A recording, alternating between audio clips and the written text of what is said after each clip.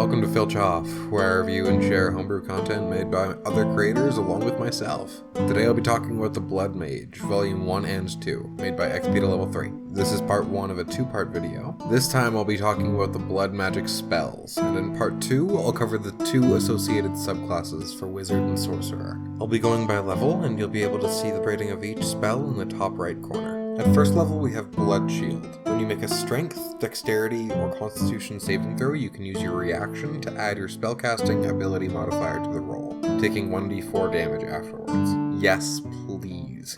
Self-damage all the way. I just wish there was a more flavorful material component. However, out of the 10 spells included between the 2 packs, only one has a material component. Which brings us to Blood Sword.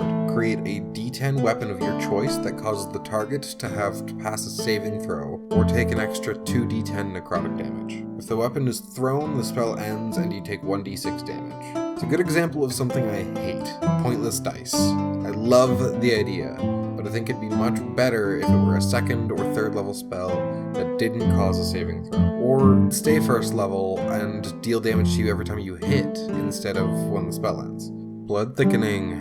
Give a friend resistance to a damage type of your choice by making their blood thicker. Polythamia Vera aside, the concentration and 1-minute duration make this an interesting, if somewhat limited, support tool for arcane casters. Thicken Veins. As a reaction, you stop an ally within 30 feet from dropping to 0 hit points. Another good support tool, however, I can't shake the feeling that it's missing some sort of a thematic limiter, or a way to set it apart from Healing Word. Vile Hemorrhage. Deal 2d8 necrotic damage to a target within 30 feet. Yay. Like, it scales well, and it fits a currently empty niche, but my god is this boring. Moving on to the only 2nd level spell, Iron Tongue. If the target fails a wisdom saving throw, you hijack their brain's speech center, forcing them to say what you wish. Those who are suspicious of their speech can make an insight check against your spell save DC. This is my favorite of the blood magic spells. It's fun, thematic, and incredibly powerful if used right.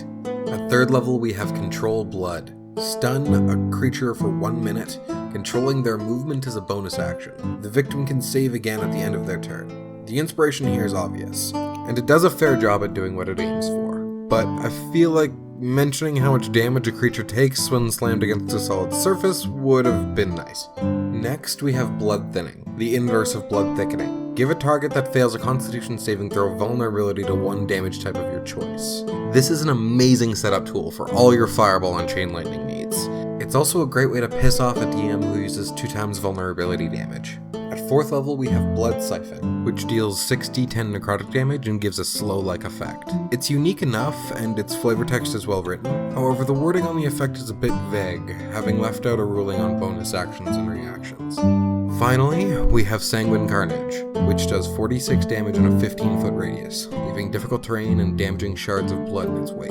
If there's anything Milestone to level 3 is good at, it's filling a niche. This is an excellent example of an effect that could be reskinned half a dozen times for different levels or classes and still feel like it has a good place in 5e. Thanks for watching the video. Check out XPtoLevel3's Patreon. He's got a lot of great content and he's producing new packs all the time. And let me know what you want to see next in the comments.